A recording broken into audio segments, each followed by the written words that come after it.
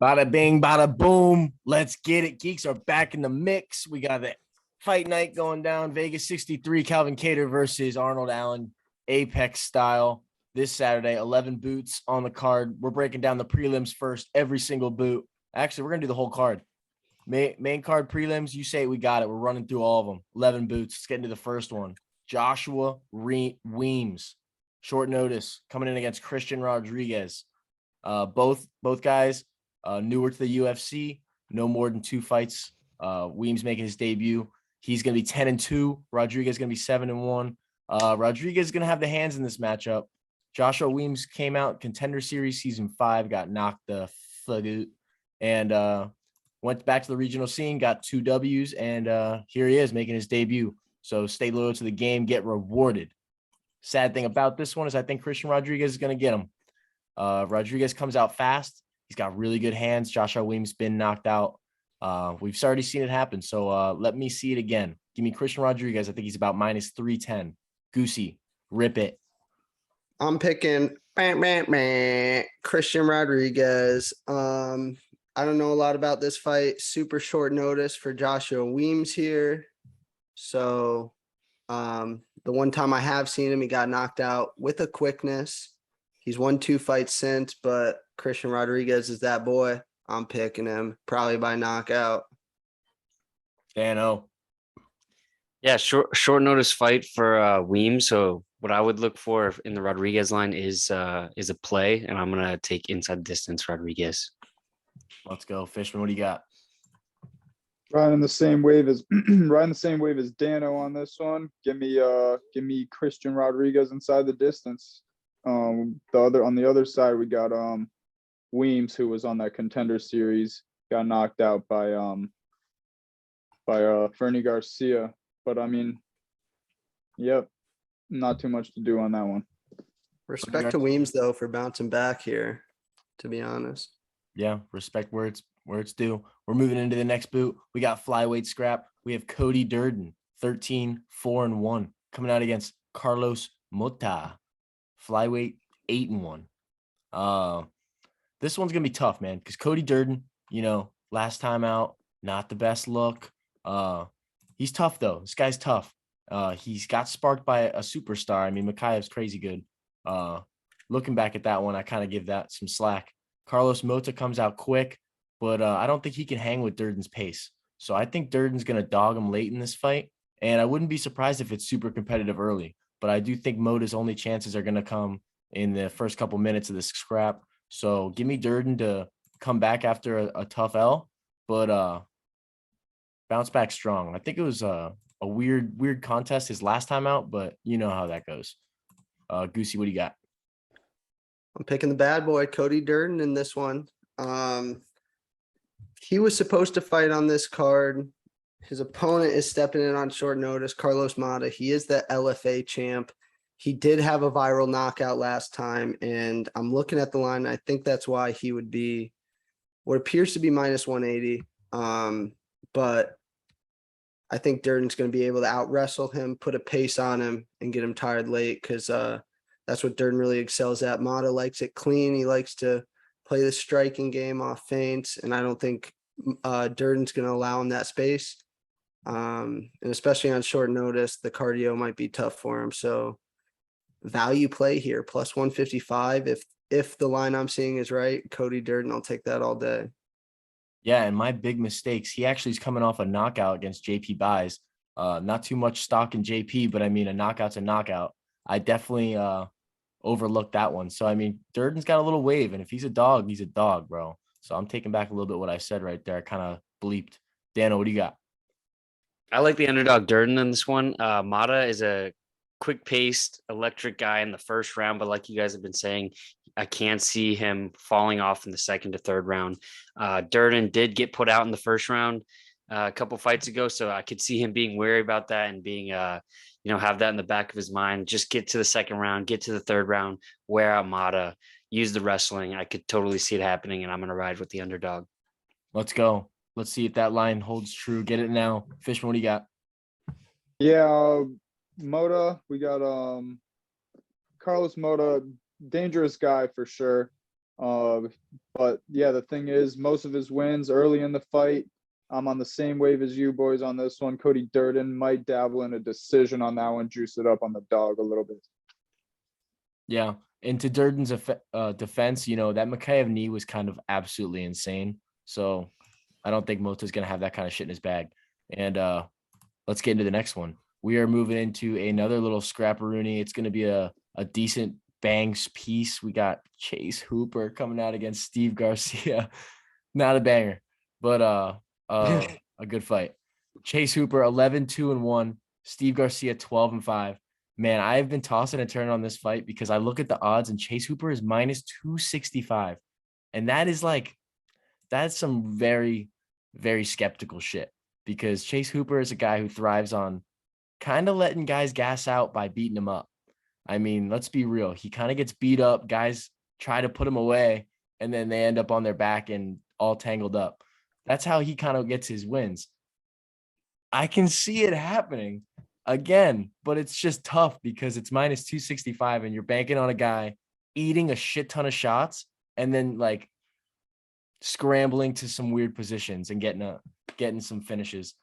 He might be able to backpack Steve Garcia, but yeah, I'm just gonna take Chase Hooper, but I'm definitely not betting this fight. It's gonna be such a weird fight, man.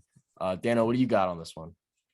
I like the Chase Hooper pick too. I don't love the odds, but I just think who's going to win this fight, and I'm going to ride with Chase Hooper. Steve Garcia, I liked him prior fights, but then he got Robbie Lawler, Nick Diaz-esque. Maybe someone dropping him on his ass.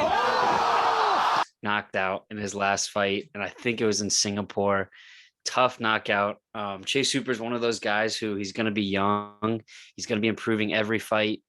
Like you said, he's really good on the ground, and I think he could tire out Steve Garcia just from once he is on the ground, which will be a lot of the fight because that's where he likes to go. He's always putting stress in the opponent in danger. So he's always defending stuff on the ground. And I think that could tire Steve Garcia out, maybe late finish for Chase Hooper because he's known to be getting those, maybe decision. I don't know, but I'm going to ride with Chase Hooper. Fish, what do you got? Give me Chase Hooper sub. I'm riding a Chase Hooper sub on this one. Yeah, I don't see Steve posing too much of a threat for him. Usually rides it out. And but yeah, give me Hooper sub.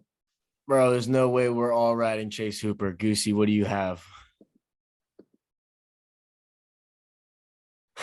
Never say never, because we're all riding Chase Hooper, boys. Oh my. I think first, let me say Steve Garcia, technically good, pretty decent stand-up. He has good wrestling. I haven't seen the jiu-jitsu too much, but he can hold his own in the grappling. If he finds himself in dominant positions, he could win this fight, but the last couple have been tough to watch. I mean, he got his lights put out, like turned off by an axe kick from Charlie Ontiveros, dropped twice in that fight. And then he got knocked out. He got dropped twice in a minute, his last fight. Chase Hooper, the stand-up isn't super dangerous, but I think at 23, he's going to be starting to get a little bit of that man muscle. His striking is improving. It's definitely a point of emphasis for him. So I could see him. I don't know if it would be his first, but I could see him getting a knockdown, maybe a sub off that, something. But I think Chase Hooper gets it done inside in this one. Also, Steve is dropping down to 45 for this. So that chin, man. That chin's gonna be in danger. Yeah. Facts. All right. Well, let's move into the next one. We got a middleweight scrap. We have Joseph Holmes, 8-2, coming out against Jung Young Park, 14-5. I'm all over Jung Young Park in this one, to be honest. Joseph Holmes, I've seen the gaps in the wrestling, and he's a skinny boy like myself. And us skinny boys, you don't do good against these beefcake wrestlers, man. It's just it's a force of nature. All right. It's just unfortunate. And this man, Young Park, is probably going to get 10 plus takedowns in this fight. This is just how I see it going. I think it's going to be dominant. I think he might even be able to get off a ground and pound finish in like the second round. Just an exhausting pace for a guy in Joseph Holmes that's new to the UFC. He's got some dangerous subs and some good hands, but it's really going to take a stellar performance from him. And that's just not something I'm willing to bank on. So give me Young Park is one of my most confident picks on this card. I think he's around minus 220 right now. Let's go right into Fishman on this one. Yeah, I'm riding with the Iron Turtle on this one as well. Shit, I don't know if he's gonna get a finish, but because Joseph Holmes he's a good caliber opponent here. But yeah, I'm gonna ride with the Iron Turtle. Dano, what do you got? I like the Iron Turtle too. And Park's one of those guys who he's not super dangerous in the sense of you got to be worried about a knockout or worried about a submission all the time. He does go to decision a lot.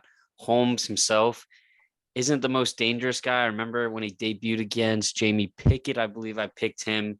He looked good, but Jamie Pickett, I believe, put him away and really killed my vibe on Holmes. So I'm going to ride with Park to just, like you said, get a lot of takedowns, get a lot of control time, and get a decision on this one. Goosey, you got something to shake up here? Put the brooms away, boys. I'm picking the ugly man, Joseph Holmes. I think he gets it done. Dog value, that's what's really enticing for me because he's super athletic. He has good snap and length on his punches, and I think he's got the recipe for what it takes to get it done here. June Young Park is very hittable. And if he can keep him on the end of those punches, I think one of them finds the crack and puts him down. If June Young Park starts getting his way wrestling, throwing him around, it could get pretty bad in there for him though. So hopefully he's able to keep it outside. I'm going to take the chance on that. So give me Joseph Holmes in this one. Let's go. Moving right into the next one. We have got a heavyweight scrap between the legend Andre Arlovsky, 34-20, coming out against Marcos Rogerio de Lima, 19-8-1. This is going to be such a freaking good fight. Like, it doesn't look too great on paper, but when you really start thinking about it and stylistically, this is going to be a great fight. And this is going to be another fucking super close fight for Andre Arlovsky. I'm telling you right now, he likes to play that like distance game. He's been much more conservative in his older age, like the pitter patter. He's not putting as much power on his punches. He's really focusing on his combos and touching up his opponents and his footwork. And it's been working for him. But Marcos Rogerio de Lima's got some fucking hands, and he brings some bombs, and he's going to have that ground game in his pocket. So it's going to be just another factor for Andre to be thinking about the entire fight. I'm going to take Marcos Rogerio de Lima to win this fight because I think he's going to have more opportunities and angles to win, with the wrestling and all that kind of stuff for Andre to be thinking about. And I think that he's going to be the one that's going to have the fight ending power in this. So in a heavyweight scrap, that's never a bad bet. He's not a huge line. I think he's actually an underdog in this scrap. So yeah, I'm taking Rogerio de Lima by knockout in the first round. What do you got, Goosey? I was about to say Andre Arlovsky, but now I think he's going to get knocked out. So I'm picking Marcos Rogerio de Lima. And that was because I was looking at the stats, and de Lima hits hard. Arlovsky gets hit. You go into it more. Arlovsky is having pretty good end to his career, but he's not jumping up the ranks at all. He's just staying and fighting the same level of opponents. He had a split decision his last two times out with Jared Vandera, who's had a rough stretch since, Jake Collier, who looked okay in the first and then severely gassed out to get knocked out by Chris Barnett. So I think Andre Arlovsky's on the way down. Marcus Rogerio hits very hard, and he's 37, kind of getting on the back end, maybe the last year of his prime. So let's go out with a bang here. I think he clips Arlovsky's chin. Interesting take. Dano, what do you got? Yeah, I'm kind of riding the same wave. I think Arlovsky is a legend of the game, but he's also got 20 losses under his name. He has been getting knocked up in his last couple of fights, even though he has been going to decision. Those heavyweights haven't really been known to pop a pack a punch, And I think Rogerio de Lima has hands, like you said. If Arlovsky does want to go to the ground for some reason, maybe he gets rocked, shoots a takedown. for a heavyweight, Rogerio de Lima is pretty good on the ground. So I think that will be a no-no for Arlovsky. And on the hands, it's going to be a dangerous game. And I think, he's 43. Like I said, already 20 losses. He's got 34 wins. So that's 54 fights. That's a lot of mileage on the guy. I think this might be time on a random fight night prelim. I think Arlovsky's time is up. Oh man, Fishman, what do you got? Give me Marcos Rogerio de Lima. And yeah, I think that chin's going to get touched. I think Arlovsky's going in there and not trying to finish anymore. And it's kind of just, like you said, CEO Geek, that he just kind of being conservative. And I think that's going to get him caught. He's going to get hit and it's going to hurt a little bit. So maybe not a little bit more than a little bit. But let's go with Marcos Rogerio de Lima. Let's go. Sweet. We'll go sweeping through. Take him by knockout. And we're moving into the feature bit of the prelims. We have got a banger. Roman Dolidze, 10-1, coming out against Phil Megatron. Scratch that. No hype. Hawes, 12-3. This one, I actually put in a little early bet when it first saw the line because I saw that Dolidze was an underdog. And I thought that was great value. And that was just off initial thoughts. I'm thinking about Phil Hawes and Darren Wynn and all the shots that he's taken from, little Darren Wynn. And, oh, my gosh, if this fight with Dolidze gets to the second round, is this guy going to be able to keep taking shots? So I put the line in. So I went back and I did a little bit more, tape research, looked about last couple fights, and it made me really nervous. I think Phil Hawes is actually kind of a scary matchup for Dolidze in the sense that he's going to be very technical and defensively sound for the most important part of the fight, which is going to be the first round. Phil Hawes does get, slumpy, dumpty, gets a little bit as the rounds progress, but so does Dolidze at a faster pace. And if Phil Hawes can hold up defensively for that first round, I think that, he's going to be able to utilize a lot of his own weapons come round 2, come round 3. So I think this one's just going to be a chin test for Phil Hawes. I think that he's going to be better fighter, but it's just going to be a matter of toughness and who's going to be able to take the shots in this fight. Because I think if it goes to a decision, Phil Hawes, there's really no reason why he doesn't win a decision if he doesn't get dropped a bunch of times. So yeah, I'm going to take Phil Hawes. Yeah, damn. Fading my own money right now. What do you got, Dano? I like Phil Hawes in this one too. He's a stud of an athlete. Like you said in the Duran Win fight, he was throwing crazy elbows, which I think he's kind of just evolving his game each fight. Dolidze is really good on the ground, really good in the grappling areas, but Phil Hawes does have 100% takedown defense, so it's going to be tough to get him there. If he does get him there, Phil Hawes is no slouch on the ground himself, but I think Phil Hawes is just so athletic. He's going to be able to keep range because he knows Dolidze is good on the ground. He's going to want to stay up.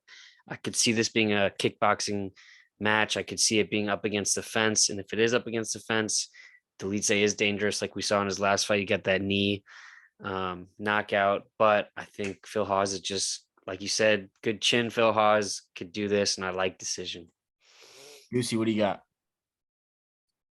It's the no hype era. No, just kidding. That nickname switch is interesting though. And I am picking Phil Hawes in this one. For a lot of what you guys said, I think that he has shown a toughness and durability, especially in the early rounds. His hands are good. He keeps getting better each and every fight. His cardio is improving. And I think that's going to be the difference maker in this fight because these two are very similar. Dolidze is probably the better athlete and will be more powerful early, but I expect that to taper off. Phil Hawes, you guys have already said it. No need for me to repeat it, but I'm picking Phil Hawes. Which one do you got? Give me Phil Hawes, and I think just maybe he might get a knockout on this one. I'm thinking he gets a knockout. I think he's coming out with a chip on his shoulder. He's had some words with DC. I don't pick fights. Be respectful. I am. Don't be respectful. He's a little hothead right now. He's trying to put some respect on his name. I think Roman gets his chin clipped once the cardio starts to dissolve away. feels coming out with a chip on his shoulder, and he's coming to get that KO. Let's go. Let's go. Let's move right into the main card picks because we're not wasting time. Dustin Jacoby, 18-5-1, coming out against Khalil Roundtree, 10-5. All right. Dustin Jacoby's a kickboxer. Khalil Roundtree, he can do a little bit of kickboxing, but, he's more known for his versatility, being able to mix it up everywhere, kicking people's kneecaps in. You know how that guy's about. You know what he's about. Just pure ruthless nonsense.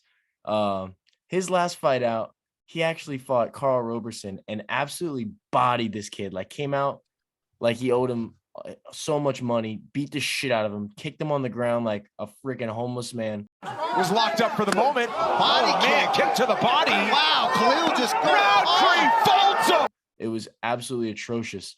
I don't know what he's gonna do in this fight though, because Jacoby's a little bit too big, and I'm not sure if that was just a spark, because I'm not sure if Roberson's even that good. All right. I'm taking Justin Jacoby because this guy's consistent. He's going to keep range, and Khalil Roundtree is not kicking the shit out of Jacoby when he's like laying on all fours on the ground. That was so funny to watch. It's so fucked up, but it was so bad. I'm taking Jacoby in this one. Goosey, what do you got? I'm picking Jacoby. To keep this breakdown short and sweet, I think Jacoby has the better grappling, better striking, and Roundtree's never got a takedown in the UFC. I think Jacoby's winning the fight. That's it. What do you got, Danny? I wanted to pick Jacoby, but I'm going to ride with Roundtree here. And it's just kind of like my mind wants me to pick Jacoby because I've seen him. Like you said, he is consistent. He's a really good kickboxer, and he's been showing out in his last fights. But my heart's telling me Roundtree's going to clip him just because Roundtree throws with such bad intentions. I could see it kind of like the Michael Chandler Oliveira exchange where Michael Chandler backs out. Oliveira just dinks him with the left hook. Down goes Chandler. Like, just that sort of Jacoby's in the exchange, backs out and just gets clipped. I could totally see that happening. And then if for some reason Jacoby ends up on the ground, Roundtree's not the type of guy you want to be getting ground and pounded from. So I'm riding with Roundtree. I think he is a bad dude. Do not let Khalil Roundtree ground and pound you.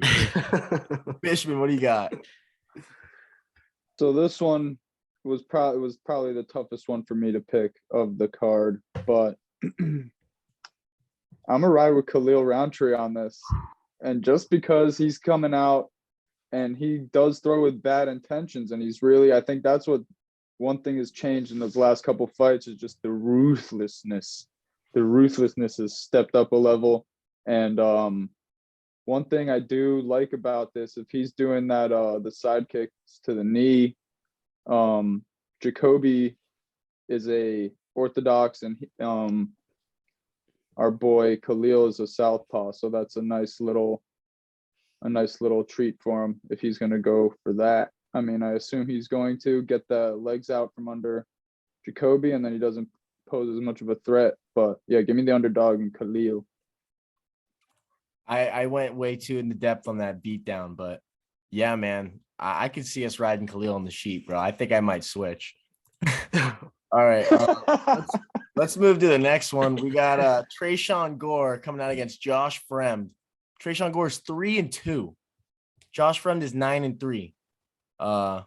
This one's super tough because Tresean Gore, super strong guy, likes the stand-ups. Guy can literally kick through both of your legs like they're toothpicks if he really wanted to. Severe power. Josh Fremd just kind of likes to make fights messy. He likes to wrestle. He's got really good grappling control. He can really make fights boring, but in a dominant way. That's where I'm struggling with this one because Tresean Gore, of course, if he can keep distance and make this a striking battle, I would take him in this 100 out of 100 times. But Josh Fremd's going to try to close the distance, try to make it that ugly fight, and Tresean's going to have to hit some serious shots and get his respect early. Josh Fremd is not a fast starter, though, so that's going to be his best chance. I think Tresean Gore's live for an early finish, but as soon as he gets tired, this is over. Josh Fremd's going to kind of have his way with him. So I'll probably recommend a dabble of a Tresean Gore round one splatter and then a Josh Fremd decision. But full steam on Josh Frem decision, if you're asking me. What do you got, Dano?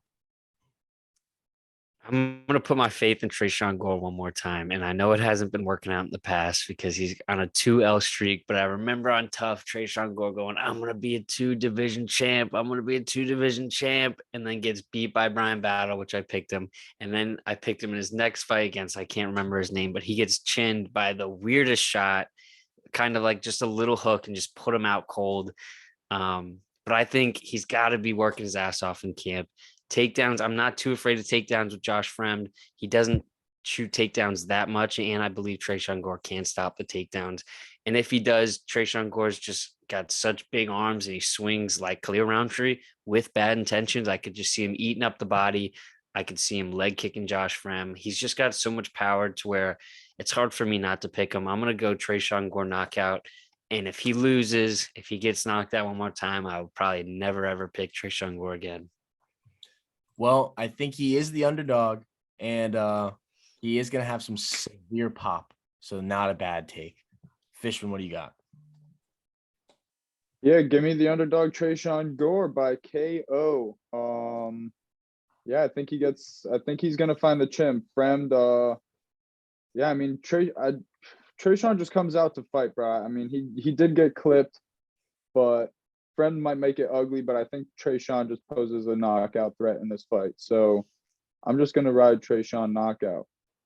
Yeah, and you know what? That Brian Battle fight with Trayshawn, that shows a lot because Brian Battle's fucking good. Goosey, what do you got? I'm picking Josh Fremd. And I think that Trayshawn Gore, he had a good little run on Tough. He was fighting the same style of fighter, that wrestler heavy that wanted to box with him. It's not a good style if you want to beat Trayshawn Gore because he has pretty good takedown defense and he has good leg kicks to stop that, really keep you at distance. Fremd, I don't think he'll be able to do that same game plan because Fremd is going to try and keep him on the outside, hit him with jabs, shoot athletic takedowns on him. And I think he's just going to be too athletic, too big of a frame for him. Josh Fremd, I think Trayshawn Gore was rushed into the UFC because of those good performances. He got hurt, never had the championship fight, ended up getting signed, probably a 3-fight deal. This is the 3rd fight. He's 0-2 to this point. So give me Josh Fremd. There it is. We're going into the next boot. We got a heavyweight scrap. Waldo Cortez Acosta, fresh off the Contender Series. This guy used to throw baseballs at like 96, I think he said. He's 7-0. He's coming out against Jared Vandera, 12-9. King of bad decisions, Jared Vandera. The psychopath, Jared Vandera. I think Waldo Costa knocks him out. Round 1. Way too athletic. Not gonna make any stupid decisions, I think. Just staying away from Jared Vandera in a fight where I'm gonna have some serious firepower on the back end. So yeah, give me Costa in this one, baby. What do you got, Fish? Give me Waldo Cortez Acosta, round 2. Dano, what do you respect on Vandera's name, baby? What do you got, Dano? Give me Waldo. I just can't go with Vandera. Like you said, he's such bad decisions. He shot on Alexei Oleinik, got subbed, and then against Chase Sherman, who Chase Sherman's not the best, but Chase Sherman is just a straight up boxer. He doesn't shoot and just stands up and bangs with Sherman, ultimately gets knocked out. Costa, I'm excited to see his gas tank. I'm excited to see his power because even though Vandera isn't the best, he is one of those guys who's just kind of tanky and he'll just wear shots. He does go later in rounds, but he can be put away. He is very hittable. If Waldo Cortez is the stud that we see coming off the Contender Series, especially in this past season, I remember Waldo stuck out. Maybe it was because of heavyweight. Maybe it was because he was from the Dominican. I don't know, but I'm excited to see the pop, excited to see the conditioning of Waldo against Vandera. Let's go, Goosey. What do you got? I'm picking Waldo Cortez Acosta because he is a former professional baseball pitcher, elite athlete, threw the ball 96, 97, and Jared Vandera is Jared Vandera. Not the most impressive frame. He is a big boy, He can strike a little bit. He can grapple a little bit, but he doesn't put them together that well. He puts himself in bad spots, and I don't think you can put yourself in a bad spot against Waldo, Cortez, Acosta without tasting that right hand. Contender series fade, the -200 is really throwing me off because Vandera's got the experience, but can't trust him. So give me Waldo in this fight. Let's go. Moving into the co-main. We got Tim, the Dirty Bird Means, 32-13-1, coming out against Max the Pain Griffin, 18-9-0. Couple old souls stepping into the octagon to shake it up. Tim Means, they're called the Dirty Bird for a reason, man. Guy's got dirty boxing to the max. I mean, this guy makes every fight an absolute clusterfuck. He likes to get the clinch. He likes to throw those dirty elbows, those mean uppercuts. He likes to hold on to you. From distance, he's got a good jab. But the thing is, he's really got a lot of miles on the tank. And his fight style is very demanding. His age is at the point now where I don't really trust his style, especially against a guy like Max Griffin, who's going to be chopping at his legs. For an older guy that's really heavy on his lead foot, I think Max Griffin is really going to be banging him up in his legs, bro. I think that he might even win this fight by leg kicks. But either way, he's going to have a lot more movement. He's going to be in and out. He looks good in his last couple fights. He really hasn't been skunked too bad ever. So it's going to be competitive. I think he's going to have a better tank. I think Max Griffin's a pretty good pick for this one. All he's got to do is not get caught. So give me Max. Even he dropped Neil Magny too. So I mean, he's got pop. So give me give me Max Griffin in this matchup. Goosey, what do you got? I wanted to pick Tim Means, but breaking down this fight, he's going to need essentially a perfect fight to win it because Max Griffin kind of has the recipe here. He's got really, really strong grappling, especially offensive pressure. He can get up from the bottom, which Tim Means uses that grappling. He uses a cardio pace. We've seen Max Griffin be able to go strong into the third round. And then the power on the feet, the leg kicks are going to be what it takes, I think, to get it done over Means, who's going to come forward, really try and throw the hands, leave that lead leg out there to get kicked, like you said. And I just think Max Griffin has more ways to win. I think he's more likely to win. I'm picking him. Let's go. Dano, what do you got? I'm riding with the Dirty Bird. I like Tim Means in this one just because he's been in there, got tons of experience. So does Max Griffin, but I think it's going to be one of those fights where the old man gets it done at 38 years old. My reasoning for why Tim Means got submitted in his last fight to Kevin Holland is because Tim Means is pretty much a straight up boxer. So is Kevin Holland. Kevin Holland really wanted to show his ground game, and he thought Tim Means is the perfect guy. Let me take him down and really try and submit him, and he did. I think with the overall complete game of Max Griffin, I think Tim Means will just be able to handle himself better. He's, like we said, he's been in there forever. I think if he stuffs a couple takedowns per round, he should be able to just box and point his way to a decision. Fair take. Fishman, what do you got? Yeah, I like what you guys are thinking. But yeah, Tim Means, both these guys, older side of things. Tim Means is got more experience, but I'm going to ride with Max Griffin decision on this one. I think it's just going to be a good back and forth fight, but Griffin's going to have the upper hand in it. Let's go. We're moving right into the main event. We got Calvin Kattar versus Arnold Allen. Kattar's 23-6, Arnold Allen 18-1. Kattar's coming off that weird decision with Josh Emmett where he looked really good. And then obviously he had that win over Giga, which was kind of shocked the nation. Arnold Allen, stellar performance coming off that knockout. Guy breaks his hands all the time. He looks phenomenal. He's getting back in the octagon. We don't see this guy very active. So just the fact that we get to see him again is superb. I'm looking at the lines, and I'm going to take Calvin Kattar. They got it even and then -120 for Arnold Allen. I think Arnold Allen's going to look great in this fight. Like, I think he's really good. I think that he might even win the first 2 rounds. But I've seen his gas tank kind of get, down to the E button, around the third round. And this is a 5-round scrap where Calvin Kattar is going to be walking him down with hard jabs. And, I'm not sure if Arnold Allen's going to be ready for this pace. Calvin Kattar is going to be able to mix it up with takedowns. I think that if Kattar can just get through this first round or two, I think he's going to be smooth sailing. I don't think Arnold Allen's ever been in this kind of spot. Kattar's kind of just getting equipped to it right now. He took his ass beating from Max Holloway. I would argue he won that fight against Emmett his last time out. I think that he had some valuable lessons in that Holloway fight, and he's not going to get beat up too bad like that anymore. So I think he makes the adjustments, comes out, beats Arnold Allen in a 5-round decision. Goosey, what do you got? I'm picking Calvin Kattar. I think Arnold is going to need a finish in this one, and I think that's going to be tough to come by. Kattar has a good chin, and stylistically, he has that boxing where he's able to evade some counter shots, take some, and roll with them.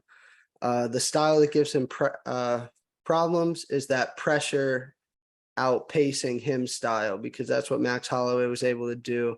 And it really threw him off his game. If Calvin Kattar's able to get his offense going, be the one moving forward, I think it's going to be a tough night for Arnold Allen. He hasn't been past a third round. He's only fought 3-round fights. All his other fights, a lot inside the distance. Calvin Kattar has that proven dog cardio. He's an underdog, and give me Kattar to bounce back, even though he kind of won his last fight. Let's go. Dano, what do you got? I'm going to ride with the guy who is durable as hell. I love the New England cartel. I'm riding with the underdog, Calvin Kattar. He is a 5-round beast. He always goes 5 rounds. He's got the notorious Max Holloway, Calvin Kattar, where he got beat to shit, but he kept going all 5 rounds. And then same thing with the Emmett fight. Maybe he won it, but he lost the decision, but he went 5 rounds, never giving up, always throwing. And the thing with Arnold Allen that kind of worries me is the gas tank. We saw him fade in some fights, even though he does get the job done. I feel like if Josh Emmett's not knocking you out, right? If he's not knocking Calvin Kattar out, I don't know if Arnold Allen's going to be able to knock Calvin Kattar out. And something with Kattar, which I love, are his elbows, his knees. He hit a sick jumping, like a fake jumping knee into a spinning back elbow on Emmett. Unfortunately, Emmett did just eat it. But it just shows how tricky and where strikes can pretty much come from anywhere. Kattar, like I said, he's durable as hell. I could see this fight going in the later rounds.